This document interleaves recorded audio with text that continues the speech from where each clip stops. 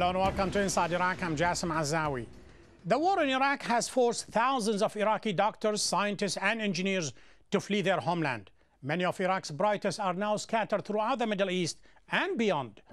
The Iraqi government has organized several highly publicized conferences to try to convince the professionals in exile to return. But few seem ready or willing to come home, where they run the risk of being kidnapped or killed in the ongoing violence.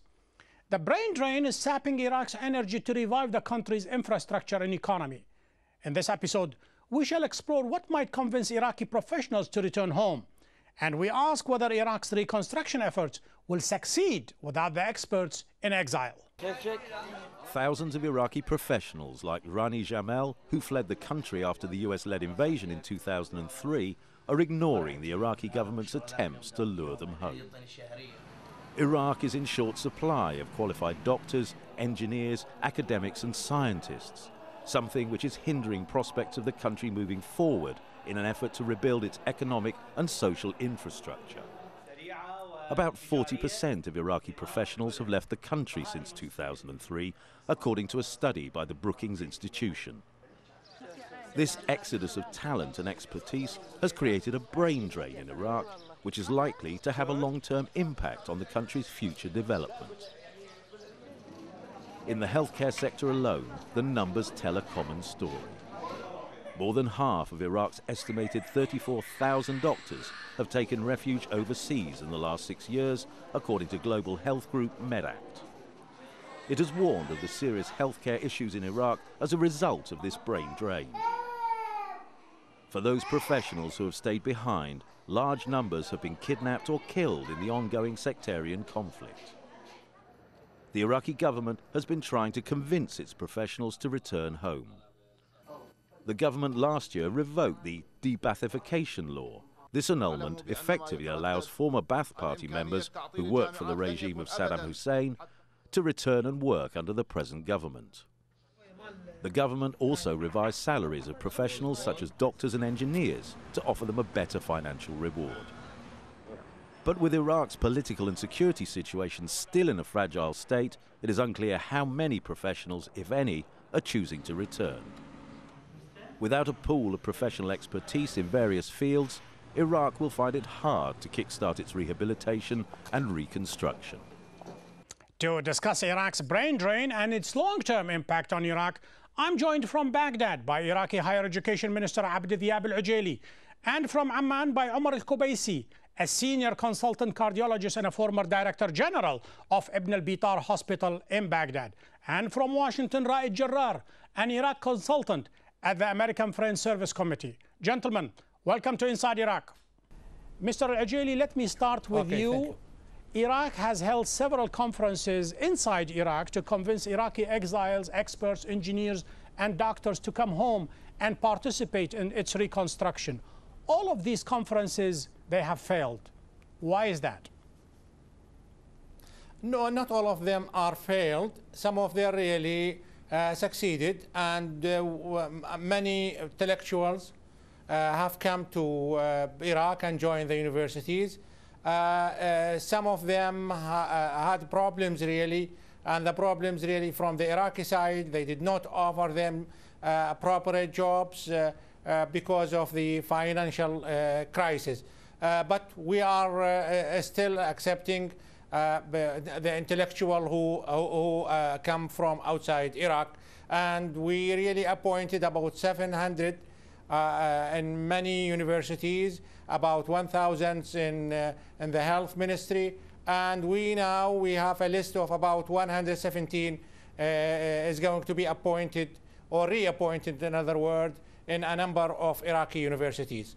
So I don't consider it a failure, a complete failure, but it is, let us say, a success with 70%, 60%. To say the least, Omar Al-Kubaisi, this is a modest number in comparison when we talk about more than 100,000 Iraqi engineers, doctors, and professionals. Let me take your case. You were the dean of the postgraduate cardiology department at Baghdad University. To my knowledge, you are the most senior doctor in all of Iraq, and yet you are working in Amman. When you hear the minister saying 70% success, That's surely not the truth, is it? Or is it exaggeration? With my respect to Dr. Al-Ujayli, I don't think he got 70. He quoted a figure of 70% success. According to Suham Shujeri, who is the Ministry of Higher Education speaker, and she said that 6,700 Iraqi professors and university staff had left. Those who returned were about 150. So, I mean, 150 out of 6,700 is not a real figure. And most of those who returned, really, they went back because they were not satisfied. As far as the meetings for the expertise in exile, I mean, those people, when they return, they have written about these meetings. And they say people in Iraq, including ministers and parliament members, they don't listen to what we had said. They use these meetings as a propaganda. And they have even written their suffering in the way they have been almost put in a hotel with the food, and the next day they have been listening to the prime ministers and ministers of education and other people showing what they have done rather than listening to what those people want to. Before I get a response from the minister, let me go to Raed Jarrar in Washington. Raed, the brain drain is not limited only to the top scientists. Even when a nurse or even a plumber or somebody who does an important job, when those people they leave a big vacuum in the reconstruction efforts. You in Washington, you deal with such cases. Tell me about it. Unfortunately, it's not just an issue of intellectuals or engineers and doctors. As you mentioned, there are millions of Iraqis who were displaced in the last few years. The official numbers now indicate that 5 million Iraqis were displaced, half of them outside the country as refugees, and the other half are internally displaced. Now, from my work in the US, I meet a lot of displaced Iraqis who came to the US mostly as refugees, or some of them as immigrants. And all of the ones that I met personally are underemployed. I meet professors, for example, who are working now in some restaurant washing dishes or mopping the floors of some hospital. It's really sad, and they don't feel good about it. So the point that I want to make is that my feeling is that the brain drain and the other movement outside Iraq is not happening because of these intellectuals and professionals seeking a better career, or I don't think that they need to be convinced that they should go back home by the Iraqi government. They want to go back home, but it's not about them as intellectuals. It's about Iraq and the situation in Iraq, and the situation being unstable in Iraq, not livable in Iraq. So I think a better approach than having these conferences and preaching to the choir, to the professors who want to go back home, is to actually work on fixing the situation. That is exactly my next point, Minister Al-Ujayli. Let us identify the problem and call a spade, and that is security or lack of security and violence and assassination has driven all these people to leave. The question to you is, why is it not possible for the Iraqi government to protect their university campuses? Many of the highly publicized assassination of university professors and dean and head of departments happened within the campus. I'm not talking about at home. That is something nobody and no government can provide security for all the professors. Okay, first, when I said 70% success, I don't mean that is 70% of the thousands of Iraqis outside Iraq return back. But what I did from my own expectation, I was expecting that is mean a large number of Iraqis to come back to Iraq. But from my own expectation, what I read is 70% success. Regarding the security issues, of course, the assassination or the kidnapping did not occur inside the campus, really. It's always outside the campus, which was difficult. It's been, watched by somebody who would like to take the victim. So once the professor get outside the campus, they try to kidnap or shoot them. So the thing is not inside the campuses. Probably it might happen one or two inside the campuses, but as far as I'm aware, majority of them are outside the campus of the university. Let me get a response from Dr. Omar Al-Kubaisi. Go ahead, Dr. Omar. Yeah, okay. That's not real, because I don't know whether the minister is aware of what happened just 2 weeks ago at the College of Literature and the Department of Psychiatry. Psychology. What happened? What happened is that while a student was discussing his thesis for the master degree, right, people came, militia came inside the court, inside the class, and they have taken this girl outside, hit her, and then they start hitting 6 professors from the department. And those people had resigned, introduced their resignation from the university and department. At the end, they were threatened to withdraw them, and nothing have done. I don't know whether Dr. Al-Ujayli is aware of this. As a Minister of Higher Education, he's supposed to know about these things, but let me move on. Dr. Al-Ujayli, you must have heard by now that several hundreds Iraqi scientists and engineers, they have been killed. Like you said, not most of them on campuses, but in their homes. Who is assassinating all these people? Who stands behind it? All these cases, they have been assigned to unknown. Not a single case have been resolved. Yeah, that is really the big problems. And once a killer, for example, or a kidnapper can save his life, of course, he can attack again. That is the big issue, which I raised it to the security ministers, and really there is no answer. That is the problem, because there was a violence. So I don't know really. To me, Dr. Al-Ujayli, it's quite clear. Somebody, an entity, I don't know what, maybe a foreign entity in collaboration with insiders, they want to drain Iraq of its intellectual capacity. They want to leave nothing but the riffraffs and the people who are uneducated. How do you look at that? Yes, my feeling really something was planned very carefully to drain brain. Would you like to point a finger at so I do agree with you really. Would you like to name an entity responsible for it? I can't name an entity because I don't have evidence. Let me see if Omar Al-Kubaisi knows who stands behind the assassination of Iraqi intellectuals.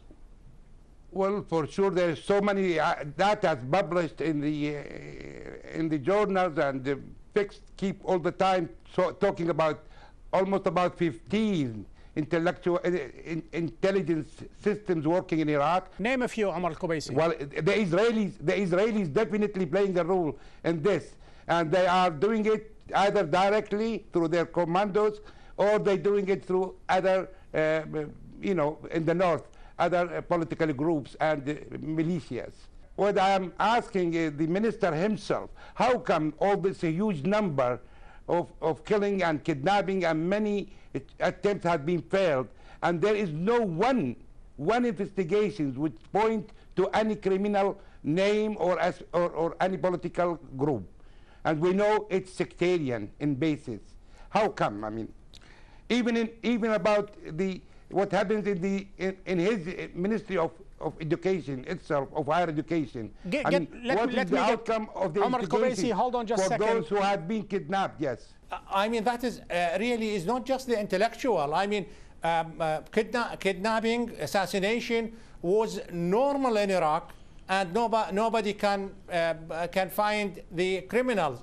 Of course, this is a fault of the security people. Right, Jarrar, how is it possible, and how Iraq will be able to reinvent itself, reconstruct itself without the elite? When the elites, they leave, and this is the brain, this is the cerebral power that pulls the rest of the engine behind it.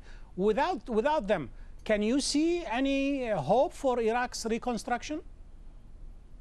I always have hope that Iraqis will manage to run their country, whether the engineers who ran away or left the country went back or not.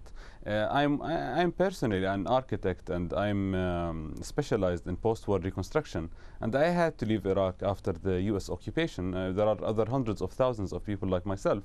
Now, I think the issue here, I don't want to blame Mr. Al-Ujayli alone, though, as a minister of education. It's not an issue of education or the Minister of Education. We're talking about a collapse of the entire system. And me personally, and many other people who used to live in Iraq before 2003, do not have faith in the new system yet. I mean, now that the US has promised to leave, maybe I have some more faith. I have no idea why you left. I don't know whether you were threatened or because of the general condition in Iraq compelled you to leave. But perhaps you agree with me that before 2003, appointment to higher education posts, whether the dean or the head of department or head of the university, was based on merit and based upon education and based upon years of high production. Right now, most of these deans and even ministers and head of departments, it's who you know and whether you are from a particular sector or not. Am I right or am I wrong? Well, I think it was a mixed bag, but there was a bigger bag to choose from. Before 2003, those who were members of the Ba'ath Party were given a preference, a little bit more than others. But there were so many hundreds and thousands of Iraqis who were capable of becoming educators. Now we are talking about very few numbers. So I think that the issue is bigger. It's a bigger problem. Unless there is a new security situation, a new political situation that is stable, that is not based on malicious and sectarian politics, Iraqis will not go back. It's not just about engineers. It's about everyone who will go back. Everyone wants to go back and rebuild the country. And we're waiting for a political solution that will end the occupation and build a real Iraqi government that represents the Iraqi people's interests. Mr. Al-Ujayli, could you comment about the general atmosphere, the general sectarian in Iraq, whether it's playing a role in driving these intellectuals to leave? People are not getting their posts based on merit, but based on sectarian affiliation. Be frank with us and tell us whether there is such thing in the Iraqi universities. Regarding the appointment of deans and a president of universities, let's be frankly with you. I can say up to 70% or higher, 80% of them. Personally, I choose them according to their nomination from the president or from the colleges. And then I do interviews with them. I have a committee and do interviews with them, and we try to choose the best ones. That is the general case. That is extremely encouraging, Dr. Al-Ujayli, except I see Dr. Qubaisi shaking his head. Why are you shaking your head, Dr. Amr? No, does it matter whether this is absolutely not true. This is absolutely not true, because the minister himself was unable to change the deal. How can you give me, for example? In Mustansiriyah, he was unable. He's giving you an example. Hold on. Yes, I will. Did you succeed in moving out of the job Dr. Taqi al-Musawi? He's still working as the dean of the University of Mustansiriyah, in spite of your order, the clear order that he should leave the chair. Am I right or not, okay. Mr. Ajili? Okay. No, you are right, Dr. Amar. I did not say. I said it's up to 80%. That is mean still we have a problem with 20%, and even with the president of Al-Mustansiriyah University, definitely he is going to be resigned sooner or later. This is a decision I took and I'm confirmed and determined. I'm determined he will leave the job sooner or later. So you just this issue is taking months now. Fine, Dr. Al-Ujayli, you just sent a message. You just sent a message to Al-Musawi that he will be cashiered very, very soon. He will be going home, right, Jarrar? All right. Was it just happened by chance that four for cultural attaché in England are from, with my all respect to the family of Mousawis, 4 Mousawis in England. They are cultural attaché. Is that by chance? No, it is not. No, it's not. Omar Al-Kubaisi, we recognize, while we respect the minister's effort in order to move forward, we recognize there is a sectarian appointment in higher education and in any other fields. But let me go to Ra'id Jarrah. Make it quick. Let me give you an example. When I came out of Iraq, I met a very nice and a very experienced friend from Iraqi cardiac surgeons working for 20 years in the United States. Even he did heart transplant. And he was willing to go back to Iraq. I phoned Dr. Saeed. That time he was the supervisor on Ministry of Health. Saeed Ismail Haqqi. I said, well, take care of this man. He's expert and we need him in Iraq. And he went, this man, with my nephew to the Ministry of Health. The first question he was asked, are you Shi'i or Sunni? Say no more. Point very, very clear. Say no more, Omar Al-Kubaisi. Let me go to Ra'id Jarrah. Ra'id, without the brain drain, democracy cannot be built, and that will increase the reliance on foreigners, in this case, on the United States. Is the brain drain prolonging Iraq's dependence on foreign powers? Of course. The lack of Iraqi capacities to run the country by Iraqis will even give more justification for the US government and other governments that have been interfering in Iraq to continue.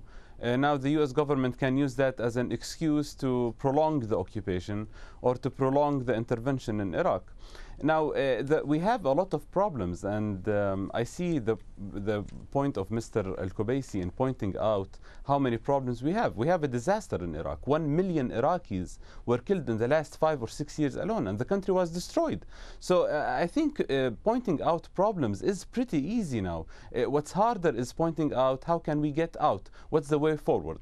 And I think the way forward, now we are in a different place. We are in a place where the US government is actually promising to leave Iraq, and this gives us a good opening. Yes. I hope that Mr. Al-Ujayli and other people in the Iraqi government will use this opportunity to convince Iraqis outside, whether they were janitors or professors, that this is their country, it's safe to go back home, and this way we can rebuild Iraq. Ra'id Jarrah, Abd Diab Al-Ujayli, Omar Al-Kubaisi, gentlemen, thank you for being guests on Inside Iraq. Thank you. Thank you very much. To access the show and to send us your comments, please go to aljazeera.net/English. We have reached the end of this show. Join me next week when we take another look inside Iraq. Until then, have a great week.